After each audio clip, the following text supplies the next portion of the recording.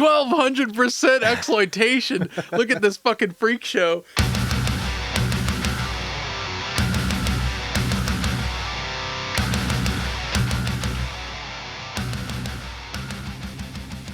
Hey, what's up? Hello, welcome to Left Unread. My name is Aaron. My name's Will. We are two dudes engaged in a radical self-education. That's right, we're just two anarchist dam builders. I didn't have a follow-up. I was so set on saying we're anarchist dam builders, I didn't have anything to follow it up with. That's plenty. And this episode, we are continuing our journey through Dr. Karl Marx's Das Kapital, Volume 1. This go-around reading chapters 7 through 9. Yes, we're still reading Capital. Yes. It's not that much of a slog. I guess the best question is, how is the section for you this go-around, Aaron? I found it fine. The bulk of our reading for this episode was the legislative history of the labor struggle in Britain, in England. Yeah. Which I don't really give two shits about, to be fair, but... So much of it was history, the history of, literally like how the working day was set. Mm-hmm. I don't know how much we'll end up really talking about the history itself there, but it was interesting to see. Yeah, I have little to say about the legislative history other than maybe some broad comments about reform. Yeah, that's what I was going to say, is that it made me think of reform as well. Yeah. But I'm sure we'll talk about it. Yeah, but I do think that there is interesting stuff in these chapters in 7, 8, and 9, so I think... As has been the motif for these episodes thus far, we'll just go chapter by chapter and kind of talk through the concepts. Starting with chapter 7, the rate of surplus value. I guess maybe one note before we jump in. We are reading the newest translation of Capital by the Pauls, and it would seem that maybe there's something different with the way that this is categorized and laid out, because what we are seeing is chapter 7. Doesn't seem to be a one-to-one with what other translations are qualifying as chapter 7. Yeah. So there's something a little wonky there. Sorry, I guess, for confusion. Yeah, we're talking about the rate of surplus value. So take a moment to align yourselves with us. You know? Yeah. Please. But if you're in the Princeton translation, as we are, it's starting on page 185. Correct. And he really just kind of jumps right in the first section, the degree to which labor power is exploited. He's kind of defining surplus value again, right? And he does so by breaking down his formula for surplus value. Yeah, I think the most interesting thing here is that when we're measuring the surplus value in his equation, we're not really looking at the constant value, right?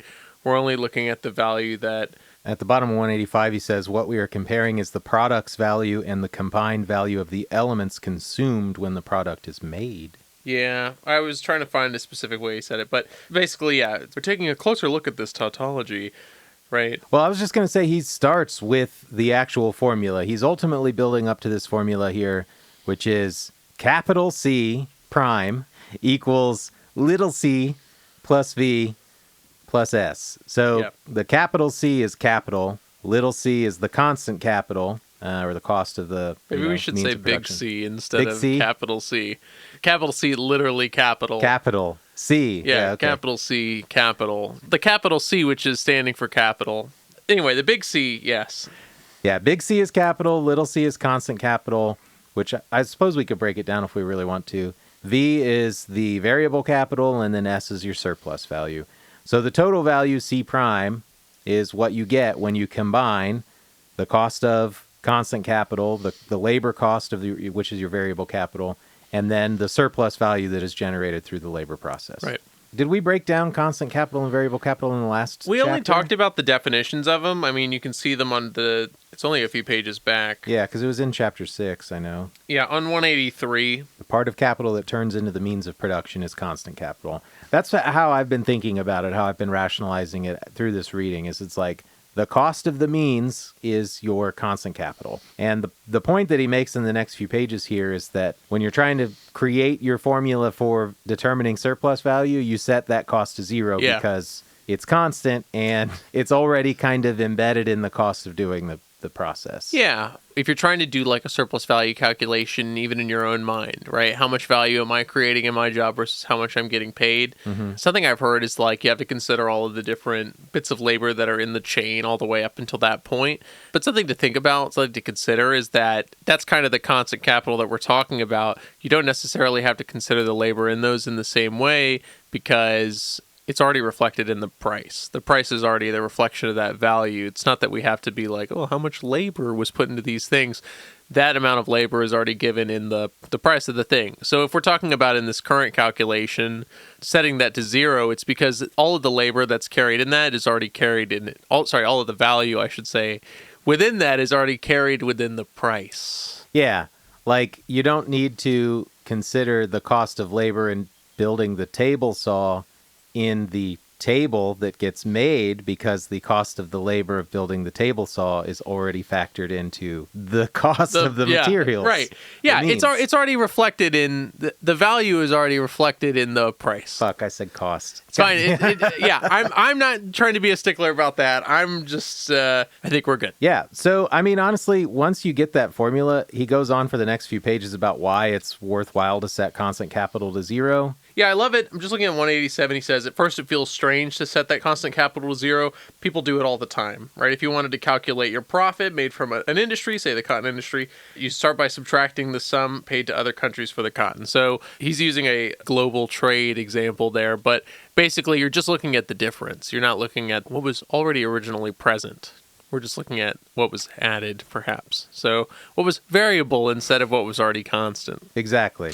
He shifts to talking about exploitation at the bottom of 188, and I think that exploitation of labor is probably the next thing that's worth talking about from this chapter. Mm-hmm. I suppose it's worth mentioning, again, shout out to Dissident Theory. I always watch the chapter recaps, and I think he does an excellent job of breaking it down in plain spoken language. Really helps me kind of synthesize or crystallize my understanding of the chapters. And something that he said that helped me finally put a pin in it was around the definition of the word exploitation. Because I think in most contexts, you hear the word exploitation and you think of it as something about an injustice that's being done or something like that, Yeah. Some sort of, it's almost like a moral judgment. Sure. But he's not saying it. Marx isn't using the word exploitation in that way per se. I think that's maybe an implication of what Marx is saying, but it's not directly what he means by exploitation. Because of the implication. Yeah, literally to exploit a resource means simply to utilize it, to extract it, right?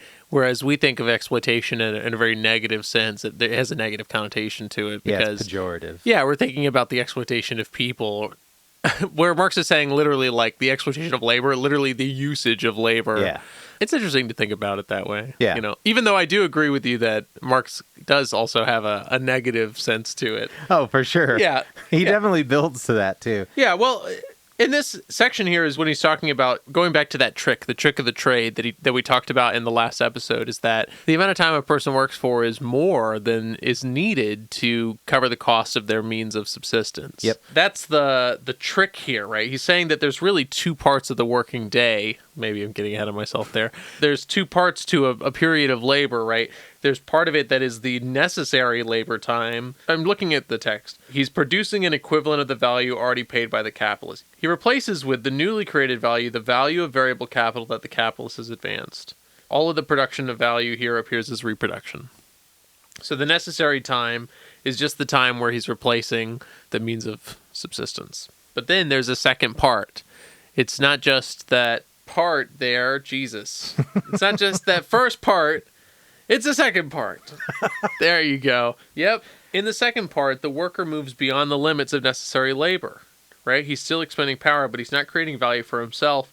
This is where he's generating surplus value. Yep.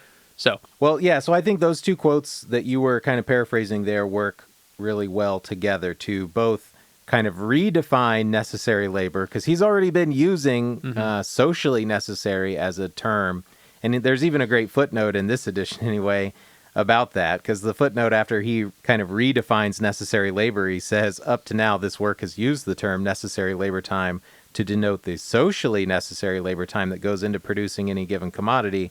From now on, however, we will use it to denote the labor time needed to produce one particular commodity, labor power.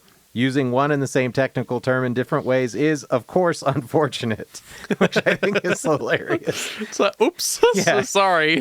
It's like he got so far in the manuscript and was like, we already used this fucking definition, didn't we? But I think it makes sense as an evolution of that term, right? Whereas before, socially necessary labor time was talking about just literally the amount of time, the average labor time. Average amount of time, yeah. You know, I think it still works as an evolution of the original sense of the term, because we're talking about what's societally necessary for the reproduction of labor. It's just that there is a portion of the working day of the time that's after this. There's a portion of the time where the labor is employed to still create value. It's just that it's more than the necessary labor time. It's now surplus. Exactly, yeah. So like you said, in that second part of the labor process from 189, the worker moves beyond the limits of necessary labor. This costs him labor. He is still expending labor power, but he no longer creates any value for himself. Instead, the worker generates surplus value, which smiles at the capitalist with all the allure of something he gets for free. Oh my gosh. Just such a great little personification there. There's so much. I mean, it's like a zombie movie, you know? Like, it's like this regular person, and then they're infected by capital. They become the personification of capital.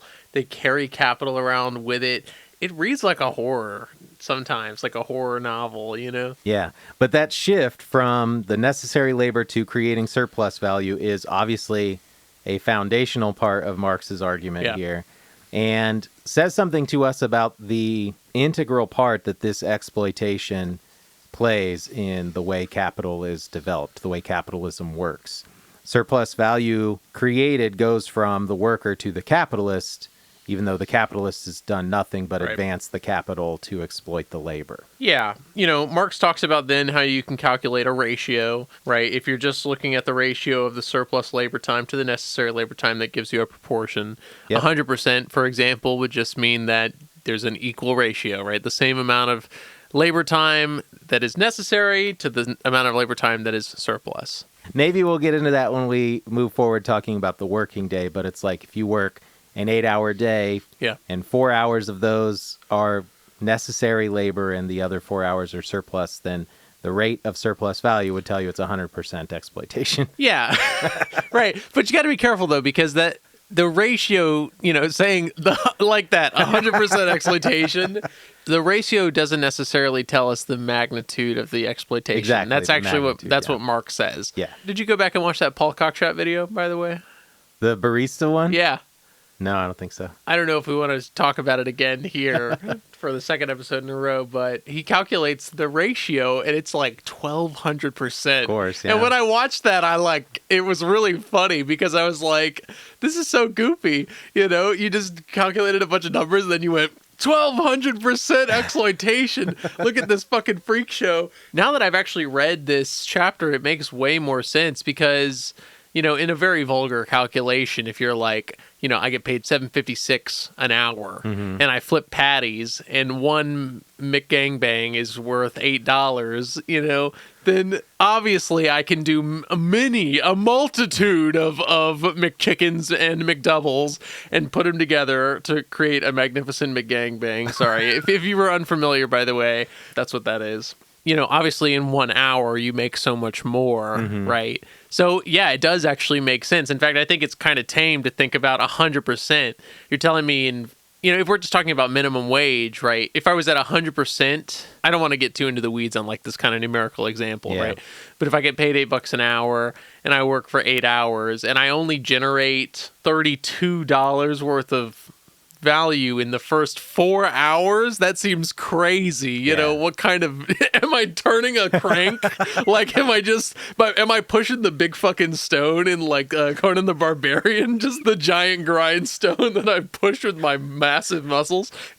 So it's funny that Conan is your point of reference for a grindstone too. Well, I just always think the intro where he's like pushing the big fucking wheel, the wheel of torture. What is the point of that? You know, it's that kind of menial task. Yeah. You know, that was also the thing that they had. The treadmill originally was a torture device. Really? Yes. I didn't know that. Yeah, they would use the mechanical force to fucking turn a crank or some shit. I mean, also that was a form of punishment where they literally put you on a busy box where you turned a big fucking crank and it didn't do anything. That's the kind of 100% ratio tasks that I think about, right? Because if you're thinking about modern day tasks, dude, we're talking about like 1,200% exploitation. Yeah. Again, the point we started all of this is the ratio is not necessarily indicative of the magnitude. So all of that's to say.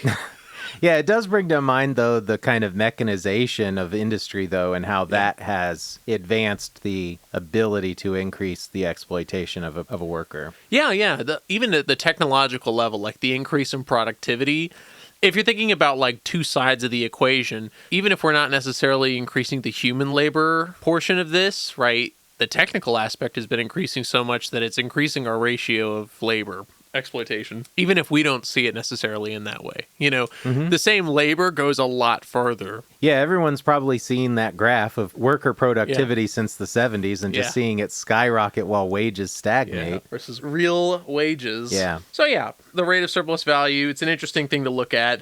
And I would be interested in seeing some more numerical examples. By the way, the D stands for pence. Okay. Pounds, shillings, pence. What's the T? He says it in here. Dollar? Dollar, yeah. Yeah. What the fuck is that? It's just a dollar. Okay. Well, it's like a German currency. Okay. Why is D pence? I don't know. What the fuck? Is this a silver thing again, I actually have no idea. Well, the abbreviations are even more confusing because for pence, it's like SD. Oh, well, because the pound is S. And I'm pretty sure that's because it's pounds sterling. And then shillings. Mm-hmm. See, I've already fucked it up. I don't know, man. Get out of this fucking Pirates of the Caribbean ass currency, okay? I don't give a shit about that. Where are we? Well, you said you wanted some real examples. He does kind of give some examples, but I don't know. On 193, man, like when he does give the real examples, I found that to be very confusing. Like, I could see what he was trying to say at the bottom of 193. If a yarn value of 30 shillings exists in 20 pounds, then 8/10 of this value exists in 8/10 of the product, right? So we're saying that 16 pounds, 13 1/3 represents the value of the raw material. So now 13 1/3 pounds of yarn can represent all the cotton spun into 20 pounds of yarn. What is he saying there? Did you understand that? No, not really. I just wrote yarn example and moved on.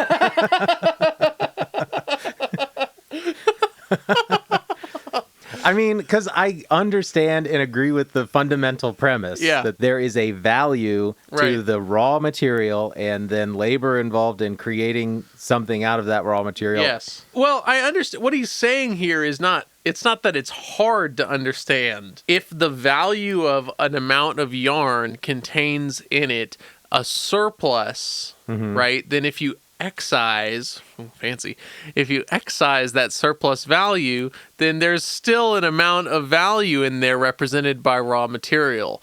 But what's funny is that value could be represented by another proportion of raw material as well. So 13 1/3 pound of yarn, which represents all the value of the constant and variable values, not surplus value, of the 20 pounds of yarn, then what you're saying is that 13 1/3 pounds of yarn is the same as 20 pounds of yarn, because the 20 pounds of yarn contains in it all of that 13 1/3 pounds of raw value and also a surplus value. Yes. But who cares? Yeah, really. Right? Yeah. And listener, I'm sure if you had not read this example and just tried to listen to that, you probably just went, what the fuck is this guy talking about? Yeah, your brain just got tied in a knot of yarn. I spent 20 minutes looking at this paragraph, Aaron, trying to figure out what Marx was saying. And I just wrote, very confusing. Yeah. If you have a nicer way of reading this section here, listener, you could let us know. leftunreadfeedback@gmail.com. By the way, I just want to say thanks to everyone who's been emailing us. It's been very sweet. Yeah, we have got a little bit of correspondence lately, and that's been nice. Woo! But if you, like us, glazed over while reading that yarn example, Marx does kind of have something to say for you at the bottom of 195. He says, but the formula can also go with the crudest notions, especially in the minds of people whose practical interest in the process of valorization is as great as their motivation for misunderstanding it theoretically. He's just kind of sending some light shade at people. I really just love the way that, like, I'm looking at that footnote on 193 at the bottom where he says, this is just an illustration. In volume 3, we'll see that all of this is fucking worthless anyway. We can't even make these assumptions in the real world because, So we're still working as I've said now on every episode, we're still working in the abstract. In the abstract. I have two more things from chapter 7, I guess. Okay. It pretty much just goes along with his section breakdowns, I think. But we get this senior's last hour polemic. Yeah. So he pulls out a section to specifically respond to this Oxford economist Nassau Senior. Nassau? I don't know how to say that. I have no idea. I literally was reading it as Nassau. Nassau? Yeah. Yeah, I have no idea. Professor Senior. Professor Senior. Marx has something to say. So to summarize Senior's point, basically, he goes through some argument to basically say that all profit for a capitalist is created in the last hour of labor. Yes. That's the simplest way to define his argument, I guess. Yeah. Marx gives a quote on 198. The figures you provided tell us that a worker produces his wages in the penultimate hour of labor and that he produces surplus value or your net profit in the last hour. Yeah. Marx says, you're a dumbass, right. And here's why. Yes. Yeah. What Senior has done, basically, from what I gather, is that he's looking at the same kind of, the worker can work this many hours, 11 and a half, which he says is 23 half-hour sections. And then he's saying if this amount, this 2 out of 23 is the surplus profit, well, 2 half hours, that's 1 hour. Yeah. So that's obviously the last hour, which, dumb brain argument. So that's what Senior is saying. Yeah, and Marx goes on to explain why this is wrong, basically. Marx first, in response on 198, says, he's starting to explain Senior's argument, and then near the bottom of the page he says, we have arrived at the tricky part. Watch out! Yeah, watch out! The penultimate hour of labor is an ordinary hour of labor, just as the first hour is. And he goes on to expand on that. The use value the worker produces in 1 hour of labor is a definite quantity of yarn, for example, because he loves yarn. The value of this yarn amounts to 5 3/4 hours of labor, to which he contributes only 1 hour. And the cost of the other 4 3/4 hours were expended independently of him. They are embedded in the means of production. And then on 199, you should now see that when you say the worker produces the value of his wages in the penultimate hour and your net profit in the last hour, all you are really saying is that 11 and a half hours of labor, as he'd mentioned before, or as many hours as there are in the whole workday, are embodied in the product of 2 hours of the worker's labor, whether those hours are the day's first hours or its last. And then he spends another half page doing the math. Yeah. And I just like the way that he closes the argument at the bottom of 199 on to 200. This fateful last hour, about which you tell more tales than the millenarians tell about Judgment Day, is all bosh. Sick burn, Marx. All bosh. All bosh. Yeah. Just want to say, because we're on this page, but in that footnote there, where he's talking, the whole page? Yeah, the footnote that is the whole page. Man, the fucking conditions in the flax mill seem really rough. Absolutely brutal. Sorry, I was just laughing at 12 hours in the warm and pure moral atmosphere of the factory, but are cast out into the heartless and frivolous outside world an hour earlier. The salvation of their souls falls prey to indolence and vice. Good stuff there. So, the point really is that when we're talking about the ratio, even, to say, like, if you work a 12-hour day, 6 hours is the necessary time, 6 hours is the surplus time. It's not that we're saying the first 6 hours, I'm working all for myself. The last 6 hours, now I'm on the boss man's time. Marx even says that it could be the first 30 seconds and the last 30 seconds. Right. So it's not so concrete. Flip the switch and now I'm on surplus time. The last hour argument is so fucking ridiculous anyway, because I know in the last hour of the day, I sure as shit am not generating any profit. Yeah. Remember, everyone, we are working in the abstract. I give 100% every week, 20% on Monday and 20% on Tuesday. The last section of this chapter is like 2 paragraphs long. It's just surplus product. Yep. Marx tells us we will use the term surplus product for the part of the product in which surplus value is represented. And then he goes on to say, because the defining aim of capitalist production is to produce surplus value, a given quantity of wealth has to be measured not by the absolute amount produced, but rather by the relative magnitude of the surplus product. Yeah, I love the way I just really like beginner essayist ending to this, okay, where he's like, the periods of time during which a worker produces both the replacement value and the surplus value constitute the absolute magnitude of his labor time, or ... the working day. So just like dun dun dun.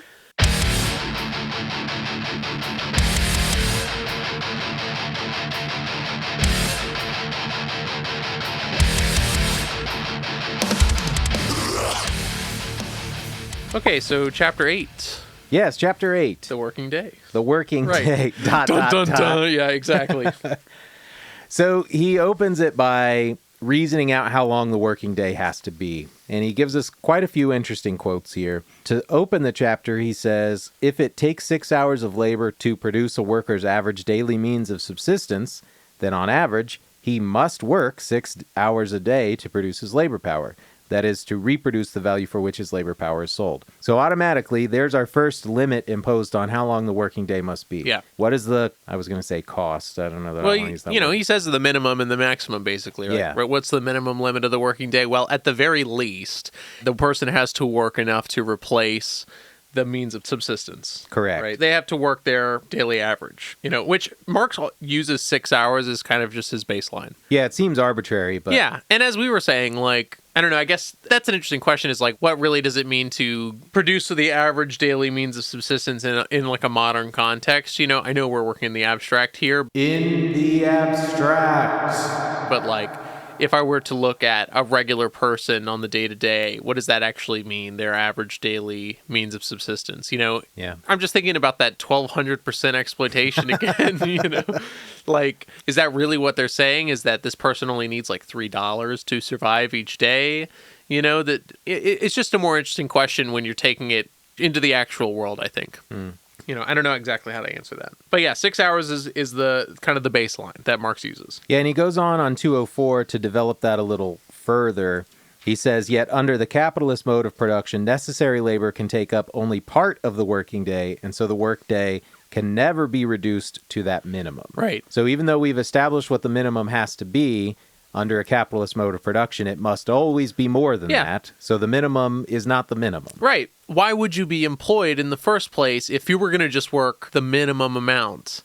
And God, the minimum is kind of misleading there. But like, if you're not going to generate any surplus, then you would not be employed in the first place, right? There would be no purpose for your employment. Yeah, and I don't remember exactly where he lays it out here, but he alludes to that by saying, if a worker were not working productively under a capitalist mode of production and was just like in a cabin on a farm on their own, there's still a certain amount of labor that they have to do every single day to maintain their means of subsistence. Right. That's the necessary labor. It's just under a capitalist mode of production and industry, they're going to have to do more because the capitalist got to get his. Yeah, when he's talking about corvée labor, I think that's when he's talking about that, because he's saying that that's in like the development of the separation, right?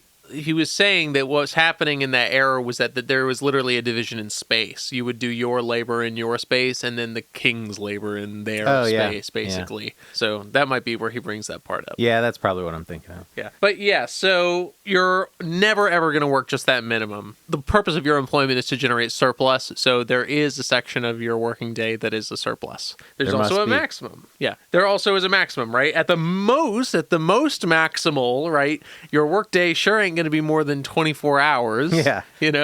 But there's other limits to it as well, right? There's physical limitations. You have to sleep, right? Yeah, he says eating, washing, dressing, and so on. Yeah.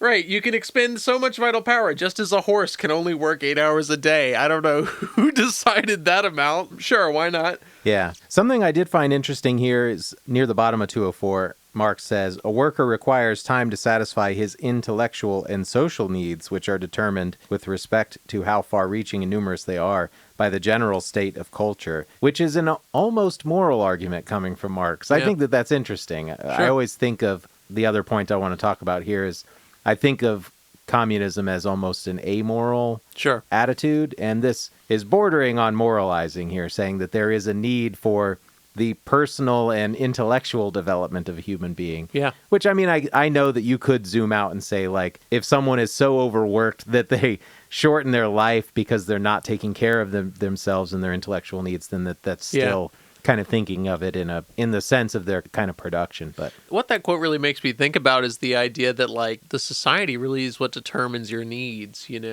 There is a formulation for society where, what you need mentally, emotionally, whatever, is very little, I think to think about the moral question is interesting there, because what we determine to say is right is flexible, like that kind of society where someone might not need to have time to satisfy their intellectual and social needs, might not necessarily be a moral society in that sense, even if it's possible, I guess. You know what I'm trying to say there? Mm-hmm.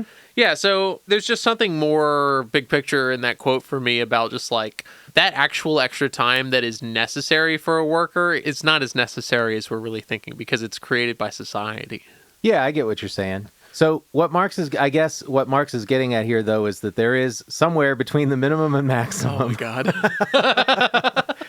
A number of hours Yeah. that a worker needs to work to satisfy their means of subsistence and also create surplus value for the capitalist. Yes. It's somewhere between, say, 6 hours and 24 hours. Somewhere in the middle. Right. And, the 6 hours is also Nebulous, but right. Yeah. It is on the next page where we get that vampire quote, though. Yeah, I was just looking at that there, right? As a capitalist, he's merely capital personified, right? No longer human. This is literally the capitalist taking this person over. Yep. His soul is the soul of capital, which knows only one drive in life, the drive to valorize itself, to create surplus value. Capital is dead labor that acts like a vampire. It comes to life only when it drinks living labor. The more living labor it drinks, the more it comes to life. That's so good. Yeah. Banger quote. Yeah, I also love when a worker uses his disposable time for his own purpose, he is stealing from the capitalist. Yeah. You can really start to see the kind of the beginnings of like class antagonisms and things here, just because you see that there's a contradiction in this relationship. It is literally the root of that antagonism is that contradiction, right? Mm-hmm. Marx says it here in this part. The buyer and the seller both have completely valid motivations. The capitalist, as the buyer, they want to get the most extensive use out of their commodity, the labor power. They want to use it to its fullest extent. Mm-hmm. What that means is to literally go beyond the limit of what the worker is capable of. And in that process, it's literally stealing some of the energy away from labor itself. I'm kind of mixing it up what's going on here, but I'm looking at page 206. Here, Marx is talking with the voice of the worker. And he says, the commodity I sold you differs from the great mass of other commodities in that it creates value when it is consumed, more value than it costs. That is why you bought it. That's the thing we were talking about. Labor power is the commodity. What you see is the valorization of capital presents itself to me as labor power expanded past the point of excess. In the market, you and I know only one law, that of commodity exchange, according to which the person who sells a commodity isn't the one who has the right to consume it. The person who buys it has that right. Thus, you own the use of my daily labor power. But with the money I'm paid for my labor power daily, I have to be able to reproduce it daily and keep selling it anew, even though I'll slow down as I grow older. I like a little further down that paragraph there where he's continuing on. When you extend the workday beyond all limits, you activate more of my labor power in one day than I can replace in 3. Yeah. What you gain in labor, I lose in labor's substance. To use my labor power and to steal it are two very different things. Yeah. What seems to be beating in your chest is actually my own heartbeat. Banging. Yep. Banging. Yeah. And the very last bit of that section there, the last couple of lines, because he's talking about that antagonism, how it naturally builds up when you see this kind of tension between how much a worker needs to work versus how much they are made to work to survive and create that surplus value to be stolen by the capitalist. And so he says, Marx writes, in such situations, whoever has more power will decide which right is enforced. The normalization of the working day has thus played out over the course of the history of capitalist production as a struggle over the limits of the workday, a struggle between the collective capitalist, or the members of the capitalist class, and the collective worker, or the members of the working class. Yeah. Matter of fact, that quote right at the top there at 207, that's the one I was looking for the whole time. Capitalist is asserting his right as a buyer when he tries to extend the working day. The worker's asserting his right as a seller when he calls for the workday to be limited. So, yeah, that's what sets up basically the next section of this chapter, though, is the quote you just read, where Marx is saying that this antagonism, this struggle, is what set up our history of the working day, basically, because there's been an attempt to try to limit that to put a limit on that workday. I'm just thinking about that all history heretofore is the history of class struggle. It's like, this is literally the history that Marx is talking about right now. Our whole society has been shaped by the way our work has been controlled. And that control has been a constant struggle, an invisible civil war, as he says. Yeah. So even if this section was, not the most interesting, it is still important because it just helps you to see how we got to this point. Yeah, for sure. And I don't know, I did find it kind of interesting to reason through why the workday is as long as it is. Sure. He doesn't even get to how many days a week one is expected to work either, which is another factor of that, kind of the natural extension of that conversation. Yeah. If you're working 12 hours a day, are you working 7 days a week? Are you working 6? Where does that come from and why? I think that's really interesting. That I haven't really thought about it at this level of depth yet. Well, it's interesting because there's an inherent assumption in all these calculations that they get Sunday off. And in like the 80-hour work week that they're talking about, it's like, or in any of those calculations of some number of hours, it's like this many hours Monday through Friday and then a shorter time on Saturday. Yeah. So that's interesting as well. Yeah. We've kept that same structure too. Yeah, for no reason other than an appeal to history, I guess. Sure. Well, much in the same way that, like, summer, we don't fucking farm in the same way anymore, so, like, why do we still think of summer in the same capacity? Yeah, I don't know. Fuck, man. I'm a 4-day work week guy at this point anyway. Like, certainly, I don't know. There's so many jobs that are just made up anyway. Like, I think the email job is really, really something. The email job? Yeah, the email job. I don't know what you're talking about. What? Oh, my God. Yeah, the email job is the idea of the made-up job. It's just a job where you do emails. That's literally it. You go to sit in your office and you drink your fucking matcha latte and you do emails. You have conference calls and you make Excel spreadsheets and shit. That's it. Yeah. It's like a whole class of jobs that people... It's like middle management. You don't produce anything. You, quote, manage people that produce things. Yeah. Yeah, very much. Very PMC coded. I can't believe you've never heard that before. I've never heard that phrase. Yeah, email job. I don't know. Yeah. Makes sense. It's the kind of job I wanted, It's the kind of job I needed. Well, yeah, the only other thing before he gets deep into the history of the legislation around the length of the working day in England, in this section, the bottomless appetite for surplus labor, manufacturer and Boyer. What I think is interesting is that he's especially talking from a time where child labor and the exploitation of children and women in industry was an integral part of the way capital was operating. Yeah. And again, this is bordering on a moral argument, but this is really kind of where my question comes from, because he's talking about child labor here. Oh, he doesn't start talking about child labor till the next section, I guess. Yeah, this is where he's talking about corvée labor. Yeah. Do you have anything to say about this section in particular? It's interesting to see, again, all this history shit. No, all the historical notes I think are really interesting just to see the development, right? The development of how we got to this point. I don't really have anything to say about it. Yeah, I don't either. I guess I did pull a couple of quotes from this section that I thought were good, but yeah, fuck it. Let kind of to the point of your email job thing, actually. He gives a quote here on 207 because he's talking about the capitalist. And he says, the labor he performs during this excess labor time produces something else. What the person who controls the means of production needs to maintain himself. So maybe I framed that poorly because he's talking about the worker. The labor he performs during this excess labor time produces something else. What the person who controls the means of production needs to maintain himself. So the capitalist in this case is the quote-unquote email job guy. It's like the capitalist needs the worker to produce so much money that the worker can cover their own means of subsistence and the means of subsistence of the capitalist, where the capitalist is doing nothing other than sitting back and collecting that surplus value or stealing it. It makes me think about what he says later in chapter 9, actually. I do have a couple of quotes marked for this section from chapter 9. Yeah, on 277 where he's talking about what you just said actually really reminds me about the capitalist. It takes more people employed under the capitalist to produce the surplus value necessary to cover the capitalist's means of subsistence than if the capitalist had just worked for the means of subsistence himself. Yeah. In the example he gives, at least, if you have to work 8 hours to cover your means of subsistence, and under the capitalist you work a surplus of 4 hours, that means he would need to employ 2 people to cover his own 8 hours. Yeah. right? It's just that similar kind of thing that's being said here. The surplus labor that the worker is producing isn't surplus necessarily in the sense that it's excess. It is still something that is necessary.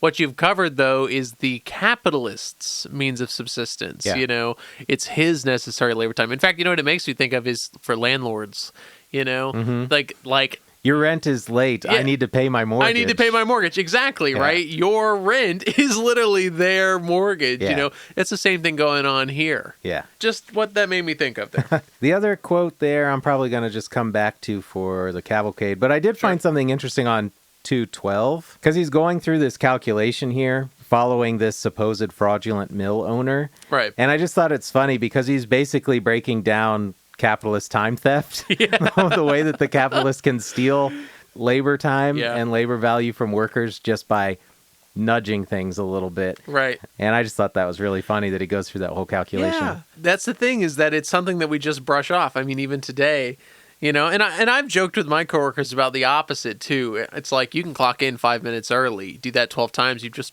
I was about to say stolen. You've just recovered. Earned. Yeah, that's exactly right. God damn it. You've reclaimed. There you go. You've repatriated. No. Sorry. Yeah, exactly. You've reclaimed an extra hour. Yeah. So it's the same thing in reverse here. But man, I mean, you know, that's so funny. It's not funny. It's something that's hand in hand with all this. Is that it's something I don't really think about when you think about labor history, is like meal times, you know, breaks. The fact that people are required by law to have like an hour for lunch, you know, and you can, that's something I really appreciated about looking at the history here, is to see all the ways in which the capitalist has waged war against these regulations. And it's all very chintzy and stupid. Like, I love the one where they're like, oh, you have to give an hour for lunch or an hour for dinner. Do the half hour before your shift and the half hour after your shift. It's like, fuck you guys. Yeah. You guys are little fucking swindlers. Anyway. But yeah, that actually takes us to section 3, which is the bit where he's talking about child labor, branches of English industry where the law doesn't limit exploitation. I love that he says that there's a werewolf's bottomless appetite for surplus labor. Yep. Anyway, go ahead. Yeah, so again, he's writing from a time when child labor and the exploitation of women as workers in industry was rampant, and in fact was, as he illustrates in the next few pages, integral in the eyes of the capitalists to the way that they run their business. And we get this quote, why that children of 9 or 10 years of age are dragged from their squalid beds at 2, 3, or 4 o'clock in the morning and compelled to work for a bare subsistence until 10, 11, or 12 at night, their limbs wearing away, their frames dwindling, their faces whitening, and their humanity absolutely sinking into a stone-like torpor, utterly horrible to contemplate. So again, I think there's sort of a moral bent to the way that he's describing this here. And I have a question that has been weighing on me a lot lately. I've been thinking about this in another context, admittedly, but it bears its head here. Because, like, okay, child labor. Is child labor wrong?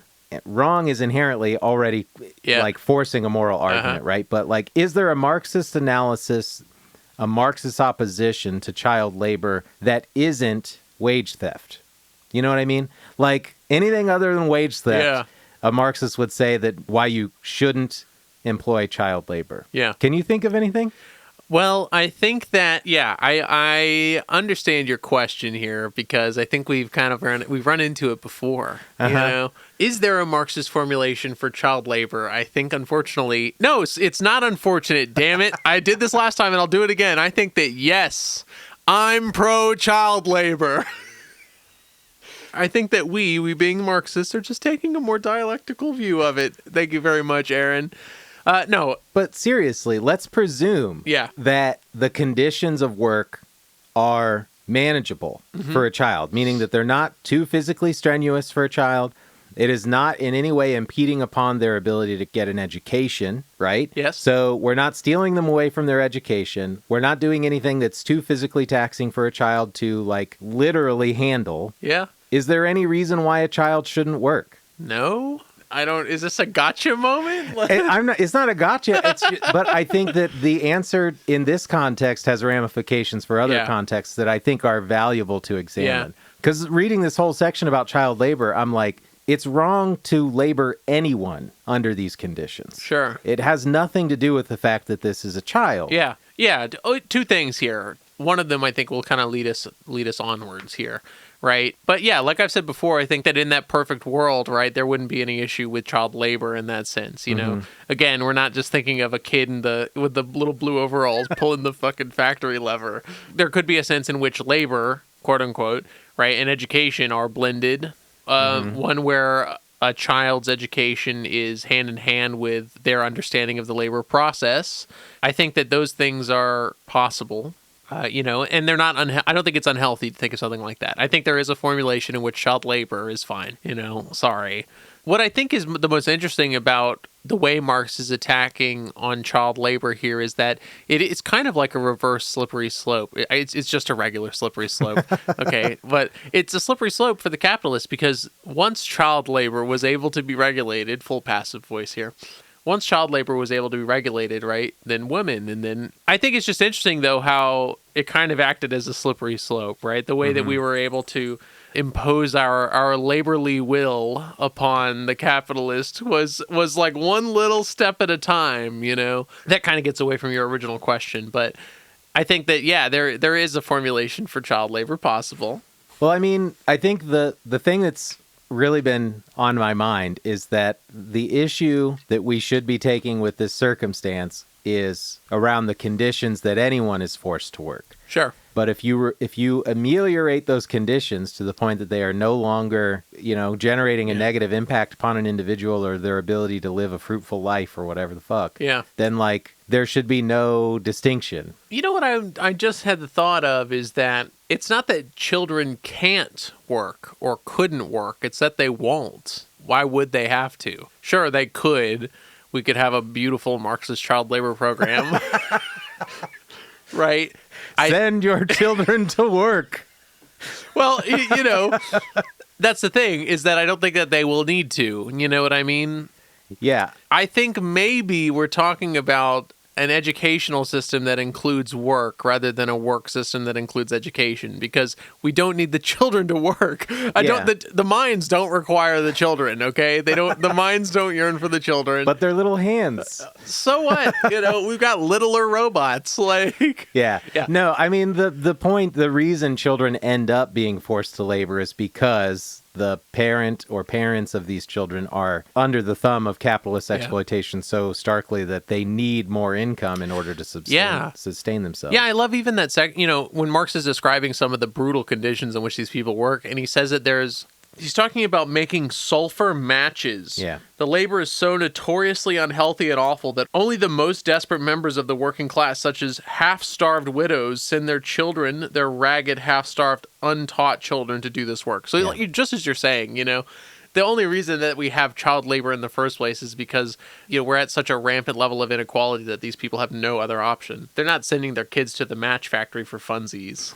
Yeah, there is just an interesting implication in that, do we believe a child has a quote-unquote right to a work-free life? If we don't have to send our children to work, should we send our children to work? Could we? Yes. Yeah. Should we? Should. There's no should in this equation, right? Will we? Probably not. Yeah, and why, though? But I will say on 217, there is something close to a Marxist formulation of opposition to this, where he's talking about this commissioner's report. Yeah. He says that it represents a much degenerated population, both physically and mentally. They are, as a rule, stunted in growth, ill-shaped, and frequently deformed in the chest. They become prematurely old and are certainly short-lived. They are phlegmatic. Don't laugh. They're dying, Aaron. I'm sorry. Phlegmatic got me.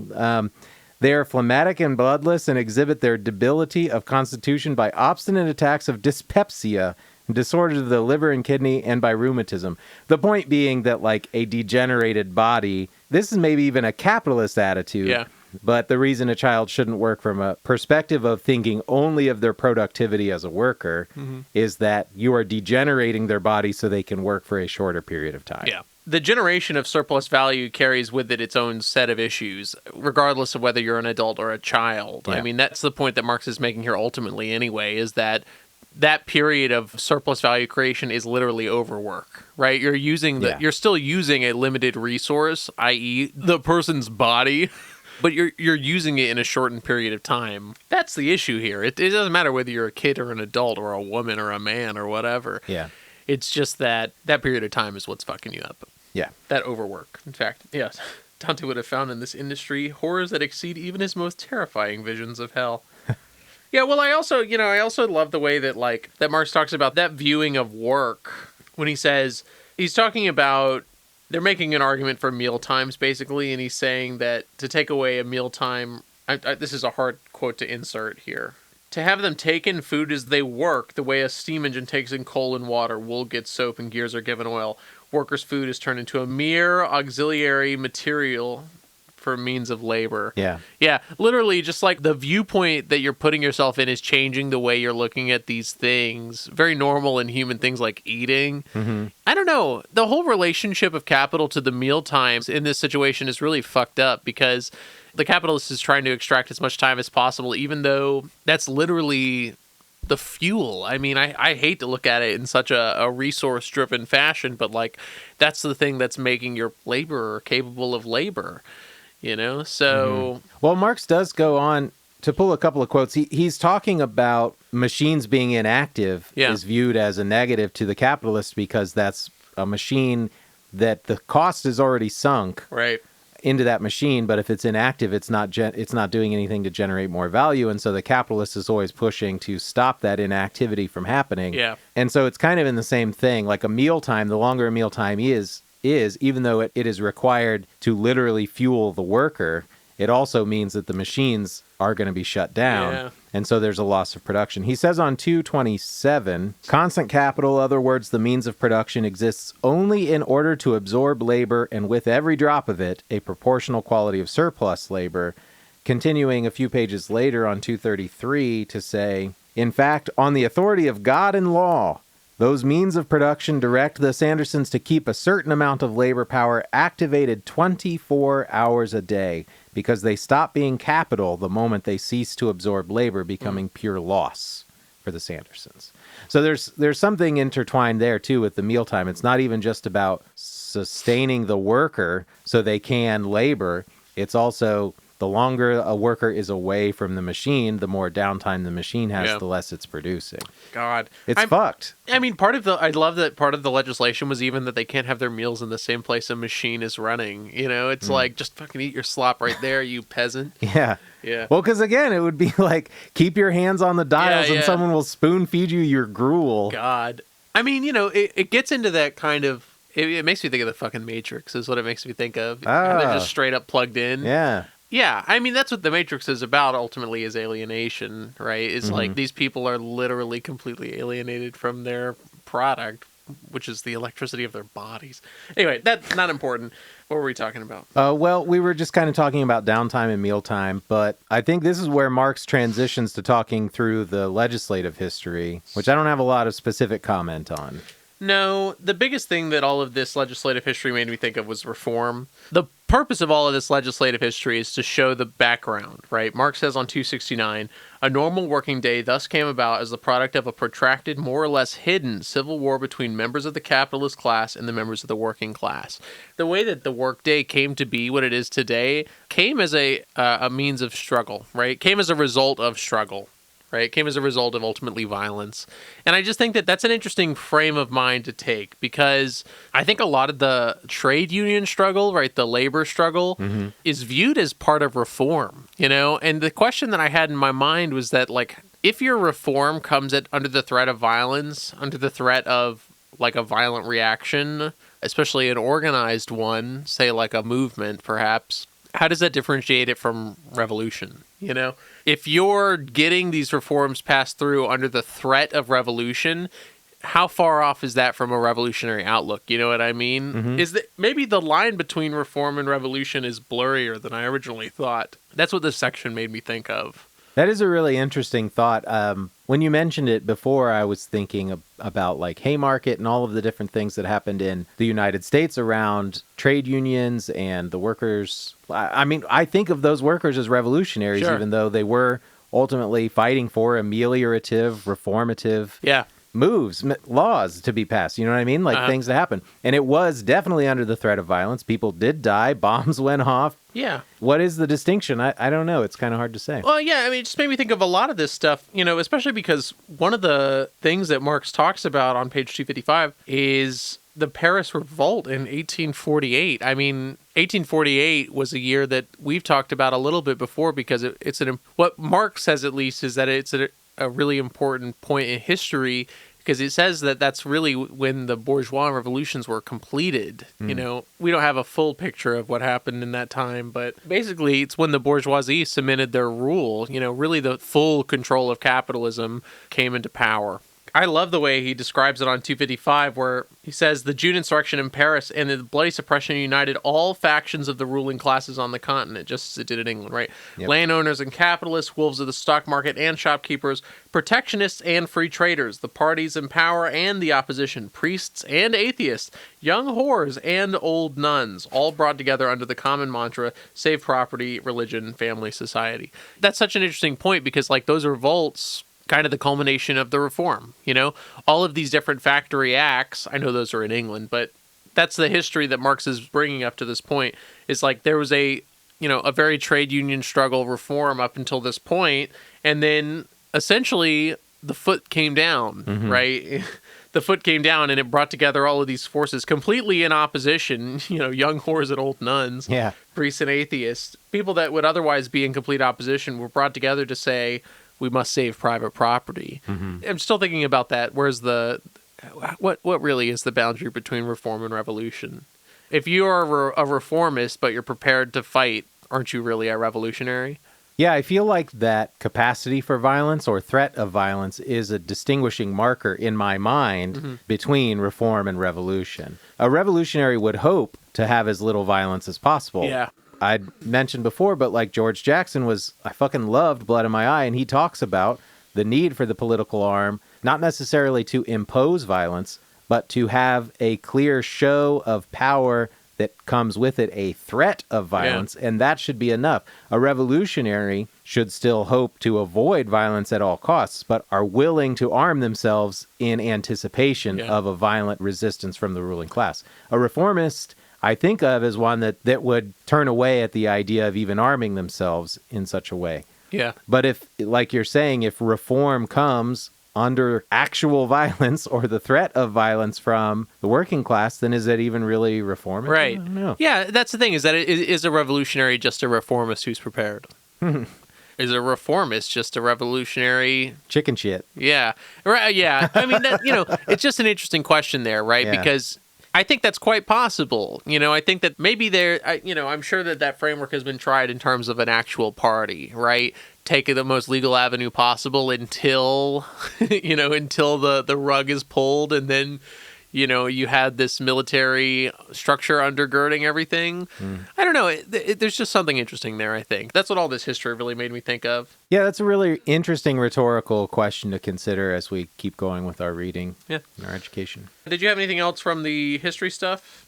I don't know if this will make it, but the only other comment that I have comes from 257, because Marx makes a Shakespearean allusion that is perhaps anti-Semitic. Yes. And I don't know. It's interesting to track that as we're going through the text. Yeah, I have noticed that as well. No, nothing to say. No comment other than to point it out and say it's not the first time we've pointed out something that could be conceived as anti-Semitic. I don't have any retort, obviously. I'm not here to defend every instance of Marx saying something anti-Semitic. I've also never read Othello, so... Oh, yeah? No, I haven't. I taught Othello for a number of years. No, it's from The Merchant of Venice. Fuck. I fucked up. I've never read The Merchant of Venice. Yeah, okay. Word. But that's all I've got. Moving right along to Chapter 9, the rate and amount of surplus value. The three things that I have here. Number one is we get kind of another description of variable capital at the very start of this chapter. On 273, variable capital is the monetary expression of the combined value of all the labor power that a capitalist employs simultaneously in a given process of production. The value of the variable capital, therefore, equals the average value of a single worker's labor power multiplied by the number of workers whose labor power is being activated. So he's going to go into calculations in this chapter about like how many workers are employed by a capitalist. I don't know how much that really matters at this point in the context of his argument, but he does make some points around that about reducing the number of workers, reducing the cost, but then, like you said before, he already gave us that formulation about how to cover the means of subsistence of the capitalist through the theft of surplus value of the employees. So there is an interplay between the number of employees and the variable capital that I think it feels like he's setting something up. I'm just not sure what. Yeah, that's really where I was looking at before on 277. He's saying that it's that two sides thing, right? There's a relationship between variable capital and surplus value. Yes. Right? Yeah, I don't know. This is where it was a little shaky for me. Yeah, I mean, I'm not going to pretend that I have the firmest understanding of it of anyone in the world, but where it seems like you're pointing at here, he's kind of saying that there are three things working together here to create a readily observable law. Mm-hmm. One, that capital has a tendency to reduce as much as possible the number of workers it employs, or that is the variable part of itself that is turned into labor power, because they're trying to reduce cost. Right. Two, that capital has another tendency to produce as much surplus value as possible. So there's already kind of a tension between these two things. You want as few workers as possible and as much surplus value as possible. Right. Maximize your profits, reduce your costs. Yeah, minimize costs, maximize profits, which leads to a third law that results from those circumstances. The rate of surplus value and the magnitude of the variable capital determine the amount of surplus value produced. So, okay, I don't really know what you're supposed to take from that other than being like, yeah, that's logical, that makes sense. But that's why I say it feels like he's setting something up that I'm just not seeing all of the pieces of the puzzle that he's laid out yet. Yeah, I had brought that up because I was looking back on 277. Okay. And the reason I was doing that is because that's where he says, if a worker owned the means of production and were content to live as a worker, he would also content himself with performing only the labor required to reproduce the means of subsistence, right? In this case, Marx is saying 8 hours. But if he's instead hiring someone to do it, 4 hours of surplus labor, he would then have to hire 2 people. It's that argument I was saying earlier. Mm-hmm. So then on 278, in order to live just twice as well as the ordinary worker while turning half the surplus value he gains back into capital, he'd have to multiply the number of workers he employs and thus the minimum amount of capital he advances by 8. And then he talks a little bit about kind of the petty bourgeois, right? He says that the capitalist could work himself, but then he would be a small master. Small master, yeah. Something between a capitalist and a worker. Yeah. And that's kind of where he transitions into talking about capital as a coercive relation, which I thought was an interesting topic to discuss. Because he says, first, capital developed within the production process to the point where it brought labor, i.e. self-activating labor power or the worker himself, under its command. Mm-hmm. So there's a subordination that's inherently happening there. Yeah. And then he says capital also developed into a coercive relation that forces workers to carry out more labor than the modest totality of their wants and needs calls for. So you have wants and needs, you have things that must be satisfied as a worker, but capital requires you move beyond those wants and needs in order to satisfy the wants and needs of the capitalist, because once you enter into that relation as a worker, that social relation between employer and employee, whatever, that you are now under the command of capital, and therefore that exploitation is inherent. And he even kind of, as this develops down the page, starts to talk about what I was calling alienation, even though he doesn't call it that, which I thought was interesting. One thing that, this is a little unrelated, but on 278, he also says, just as the law Hegel discovered in logic still applies, at a certain point, purely quantitative changes become qualitative distinctions. You remember when we were reading in Stalin, and he was saying that a quantitative increase leading to a qualitative change? It's just interesting to know that it comes from Hegel as well. Okay, well, as Marx is developing this idea of capital as an inherently coercive relation, I think he's walking around the term alienation. I don't know when he first used that word, but he is definitely talking about the alienation of the worker on the bottom of 279. First, he says the worker doesn't relate to the means of production in a way that has to do with their character as capital. They are just the means and material of his purposeful, productive activity. So that in and of itself is a pretty good encapsulation of the alienation between worker and the means of production. But it even continues, I think, from this perspective of the valorization process, the means of production immediately turn into the means for exploiting the labor of others. No longer does the worker use the means of production. They use him. Yeah. So there's another layer of alienation that's happening there that I think is really interesting. And I love the way that he turns that phrase, too.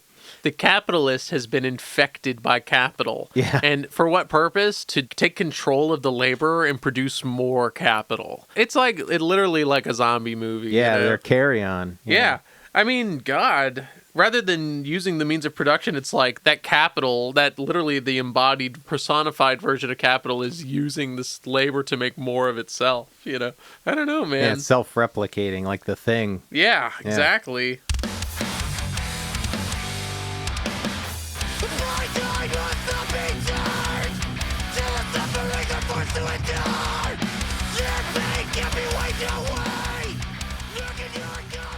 All right, word. So that was our chapters 7 through 9. Let's hit the cavalcade of quotes. The cavalcade of quotes. I love on page 219, they're talking about child labor here. He says, the same time, Mr. Smith, who's so fond of the pluralis majestatis, adds with a grin, machine work is not great. Those who employ block printers say much the same thing. Manual labor is healthier than machine work, right? That there pluralis majestatis, that's the royal we. Oh. So always very funny to me, you know, but just this capitalist saying, you know, we actually prefer not to use the machines. In fact, you know, right. Marx even continues. I don't think it's necessarily right there, but it's saying, do these capitalists also skip their lunches? Do they also skip their meal times to produce more and more? Yeah. You know, That's good. Yeah, that was nice. I have a couple from a few pages later, starting on 224. He mentions this: a massive train accident conveyed hundreds of passengers into the next life. Negligence on the part of the workers caused the accident. All three workers testify that 10 or 12 years ago, their workday lasted only 8 to 10 hours. But during the past 5 to 6 years, they have been forced to work 14, 16, 18, even 20 hours a day. And during the busiest travel periods, such as when the excursion trains are running, they often work shifts of 40 to 50 hours without a break. They are ordinary people, human beings, not titans. And that really just called to mind East Palestine. I was about to say it, man. I was thinking the exact same thing when I read this about the train derailment in East Palestine here in Ohio in 2023, I guess it was. Exactly the same reasons. Yep. Exactly the same thing. The same kind of belt tightening, the same kind of fucking austerity. It's a tale as old as time. Yep, unfortunately. Yeah, absolutely ridiculous. And then on the next page, there's just this great turn of phrase here. It's the very top of 225. Young and old, male and female, the ragtag throng of different workers crowds around us more desperately than the souls of the dead crowded around Odysseus. And even if we don't notice the blue books under their arms, we see right away that they bear the signs of overwork. I love an allusion to the Odyssey. Yeah. That's a fantastic line. I actually missed this one on page 220. He's talking about the adulteration of bread, which he mentioned on a previous episode, on the last capital episode, I should say. These revelations led to the law of the 6th of August, 1860, quote, for preventing the adulteration of articles of food and drink, unquote, a law that has failed to have any effect because, of course, it bends over backwards to accommodate every free trader who wants to, quote, to turn an honest penny, unquote, by buying and selling adulterated goods. You know, I don't know, just something to be said there about the ineffectiveness of the law. Ultimately, it's just so pliant to capital, you know. I just love that there, to turn an honest penny by buying and selling adulterated goods. Yeah. Oops, there's chalk in my bread. I had no idea when I bought it or sold it, I guess. Yeah, that's a fun little oxymoron, I guess. I don't know. I actually had marked on the next page about food, and I wrote food contamination here, but they didn't know that the bread such persons eat every day contains a certain amount of human sweat mixed in with discharge from infections, cobwebs, the carcasses of cockroaches, and spoiled German yeast, plus alum, sand, and other nourishing minerals. Marx is being funny there, too, you know, because the previous line, with the solid command of the Bible, the English knew that the person isn't elected by grace to be capitalist. He's destined to earn by sweat of his brow. Yeah. But he didn't know that the bread would actually have sweat in it. Goofy ass. Yeah. Other nourishing mineral ingredients. Yeah, dude. Nasty. I mean, God, I just remember learning, we read excerpts from Upton Sinclair when I was in school. Oh, yeah. You know, The Jungle, about all the fucking nasty shit in the meatpacking. It's like, holy fuck. Yeah. You know? That is still an absolute hell for everybody that works in that industry. Yeah. I bet, man. He calls out U.S. slavery a couple of times, and both times I marked those. Yeah, for I think I Cavalcade. had that one. On 236 and 237, he talks about it a little bit because he's talking about the cost of replacement, essentially. And he's saying that in a regular capitalist association, right, you think about a machine being replaced. And in these slave markets, they think the same way. The waste of human life, which the cultivation of these districts necessitates, is not so great that it cannot be repaired from the teeming preserves of Virginia and Kentucky. It is accordingly a maximum of slave management in slave importing countries that the most effective economy is that which takes out from human chattel in the shortest space of time the utmost amount of exertion it is capable of putting forth. In its tropical culture, where the annual profits often equal the whole capital of plantations, the Negro life is most recklessly sacrificed. And then I really, really love just the next paragraph in Latin, right? Mutato nomine de te fabula narratur. I don't speak Latin, right? But what that means is that they're speaking about you under a different name. You know, for slave trade, read labor market. For Kentucky and Virginia, read Ireland and the farmlands of England, Scotland, and Wales. For Africa, read Germany. We know what overwork did to London's bakers, and yet the labor market in London always has an oversupply of Germans and other candidates for work, and thus death in the bakeries. Something that's so dire about reading Marx is that when he talks about slavery, he thinks about it as essentially just like another extension of the capitalist system. Mm-hmm. He's not looking at it in different terms, like it's a different world. It's not a different universe. It's operating in the same capacities. It's under the same influences, in the same ways and under the same restraints as capitalism. And I think just really, like, anytime that they're talking about slavery in these books, I really just appreciate how Marx is saying here, especially, like, they're talking about you, man. It's the same exact principles. Yep. You're just slaves under a different name. Yeah, and to that point, I'll skip forward to 270 for this quote, because he again brings up the transatlantic slave trade in the United States. Yeah. In the United States of North America, every independent movement of workers remained paralyzed as long as slavery disfigured part of the republic. Labor cannot emancipate itself in white skin where its black skin is branded.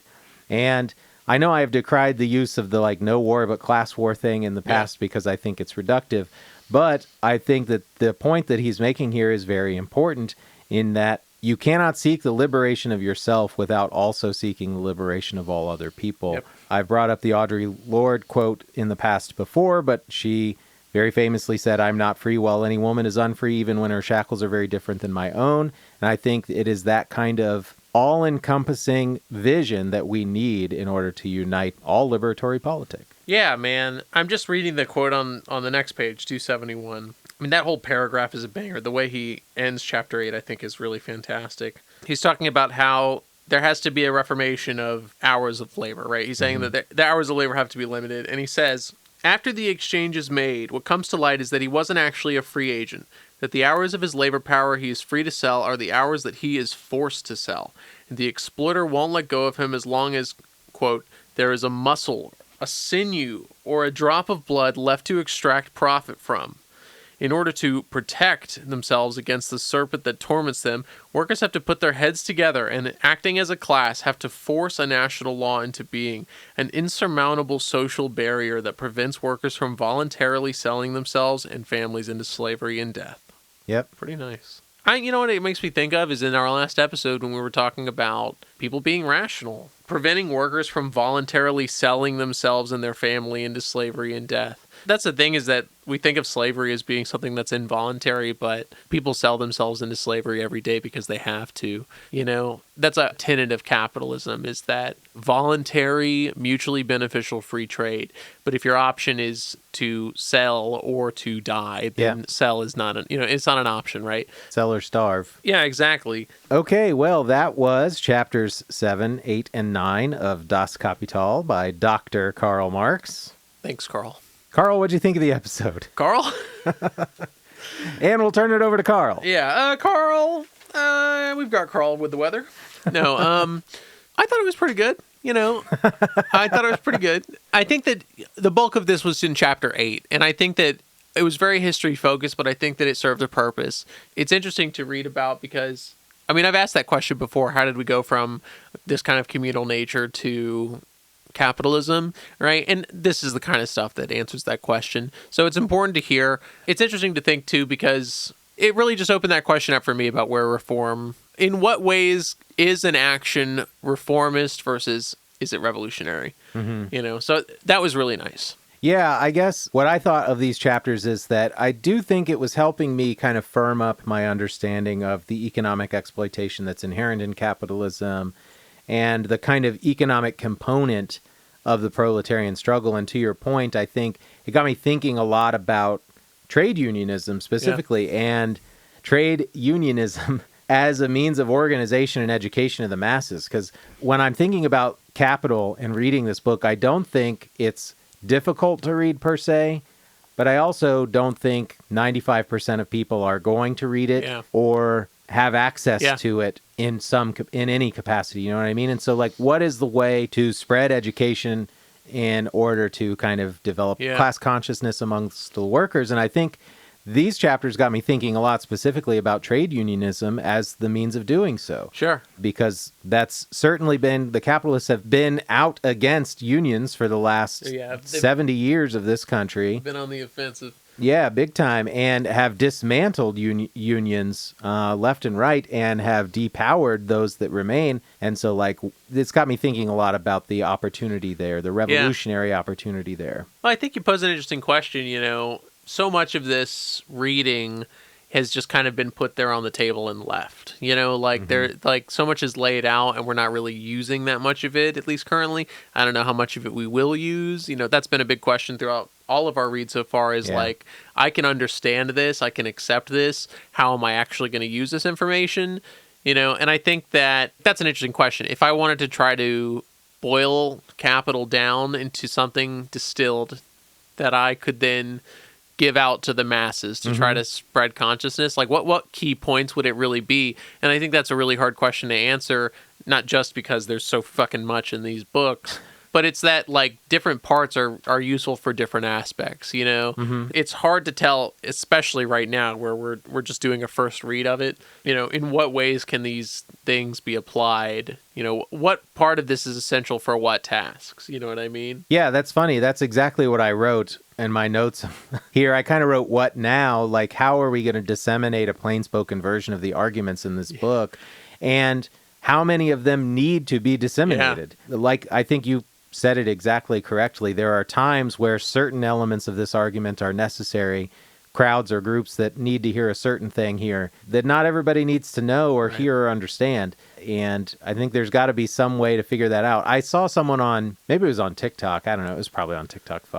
Talking about pamphleting, like, basically, like, we need pamphlets because people ain't out here reading these books anymore. Yeah. And it's like, we need something that is accessible to the masses that helps get these ideas out there in a plain-spoken way. Sure. It's TikTok, I guess. Yeah. Except no. I'm of two minds there because I think that it's like you got to meet people where they're at, but I also need to give them a little bit of a pull. Yeah, and the problem with electronic means like TikTok is that they're so algorithmically manipulated that how do you disseminate information to people that aren't already... Well, I think, like, when you said pamphleting, right? Yeah. I rolled my eyes a little bit because my first thought was, like, they won't even read your fucking pamphlet. You know what I mean? And the thing is that, how do you respond to that question if people aren't going to read your pamphlet, right? Because I was like, it needs to be something snappier, but how snappy can you get, really? Yeah. At what point do you need to say, like, no, I need you to slow down and actually read this and understand this? You can only make a message so pithy. You know what I mean? Yeah, I would agree. Yeah. You can only distill it down so much before you lose the essence of what it is. Yeah. And I do think that education is of paramount importance for all communists. I'm not one of those people. More and more, maybe I'm becoming more pretentious or whatever as we're becoming more well-read. But, like, I less and less think that it's possible to really, truly be a communist and not have read the theory. Sure.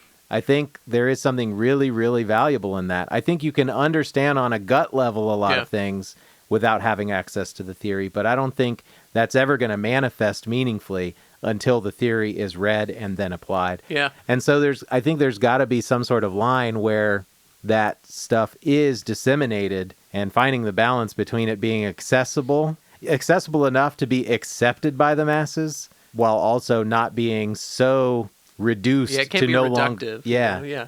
Yeah, I don't know. Yeah, I think Capital is a good example because I've seen a bunch of there's graphic novel versions of Capital out there, and sometimes I'll see that stuff and I'm like, how useful is this really? But I think you make a great point where it's like it doesn't need to be so precise, so perfect. It doesn't. I think that if it gets the right message to the right people, then that's all that really matters. You know, it's just a matter of where you point the message, I guess.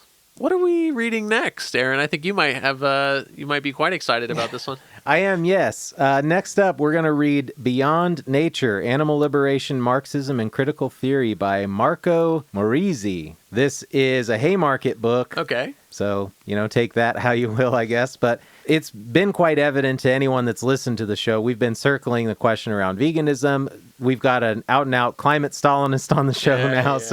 It's important for us, I think, to wrestle with these questions of animal liberation and also just questions of environmental sustainability. And looking around, this seemed like a book that might help us get our foot in the door of that conversation. So, yeah, I'm definitely excited to, I get to play the straight man whenever we talk about veganism. Aaron gets to rant and rave, so can't wait. I think this will be a really fun episode. Well, maybe fun is not the right word. I think this will be a really interesting episode. I think that I am critically supportive of veganism.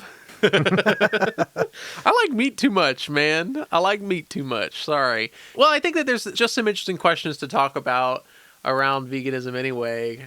Because, I don't know where you stand on, lab-grown meat, shit like that. Mm-hmm. Like me personally? Sure. Yeah, I'm sure we'll get into all of that. Yeah. And I think it'll also open the door to some maybe zoomed out bigger picture questions. Like I've already alluded in this episode about kind of moralism in Marxism. And I think it's impossible to talk about veganism without a moral element to the argument. But I do think that there is a sound rational argument for all Marxists to go vegan. So I think that there will be some interesting back and forth with the interplay between kind of abstract moralism and a concrete dialectical materialism. So it'll be fun. Listener, we still want to hear from you. If you had any thoughts about this episode, about our interpretation of Marx, about interpretations that you had and you want to let us know about, book recommendations, reading recommendations, any feedback whatsoever. Yeah, we would love to hear from you. You can email us at leftunreadfeedback@gmail.com. You can, of course, follow us on TikTok, left.unread. That's been a great time. Subscribe to the YouTube channel. Yeah, all of our episodes get posted on YouTube. If you have a friend you need to send the episode to, I guess you could do it on YouTube. No, God, what the fuck? No, catch us anywhere that you get your podcasts. Share us with your buddies. Read the fucking works as we are reading them, please. Please. Please. Especially this go around, I would really, really love other folks to read Beyond Nature with us, because I know that the conversation between Will and I will not be all encompassing. Yes. And I really welcome other people's thoughts and feedback on what is such a critical issue in my mind. So just be warned that we're going to be talking specifically about a text. If you come to the table bringing just vibes, you might have a bad time. So, maybe you also should read the text. This will be episode 30. If you haven't read at least one of these books with us right now, you can make this the one. Yeah, so get this book and read along with us, because you don't want to be left unread. Bye-bye. See ya.